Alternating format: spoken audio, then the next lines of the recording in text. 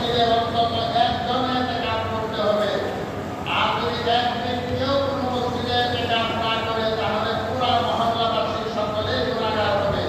এই জন্য প্রত্যেক মসজিদে ইতিকাফের ব্যবস্থা থাকতে হবে, যাতে অন্তত একজন করে মুসলমান মসজিদের মধ্যে 10টি নিয়ম মেনে ইতিকাফের নিয়ম অনুযায়ী যাতে মসজিদে ইতিকাফ করে, প্রতিটা মসজিদেই থাকতে হবে। আমাদের হাজিগঞ্জ ঐতিহাসিক বড় মসজিদে এখানে ইতিকাফের সুব্যবস্থা আছে।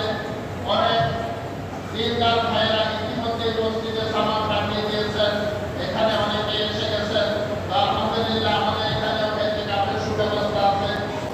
যে সারা জীবন সে সময় পাবে না, তারা সময় হবে না, তার অভাব দূর হবে না, এইভাবে অভাব করতে করতে দুনিয়া থেকে বিদায় দিতে হবে। এক সময় সকল অভাব শেষ হবে। যেমন লাইলাতুল কদর রয়েছে, শবে কদরের রয়েছে রমজানের শেষ রাতের বিজুর রাতে। এই লাইলাতুল কদরের তালাশে রাসূল সাল্লাল্লাহু আলাইহি ওয়াসাল্লাম পুরো মাসে ইতিকাফ করেছেন। তারপর উম্মতকে বলেছেন শেষের দিন ইতিকাফ করতে এবং লাইলাতুল কদর তালাশ করতে। এই ইতিকাফ করা শেষের দিন ইতিকাফ করা মসজিদের মধ্যে যেখানে জামাত হয়, তো পুরো মসজিদ জামে মসজিদে ইতিকাফ করতে হয়।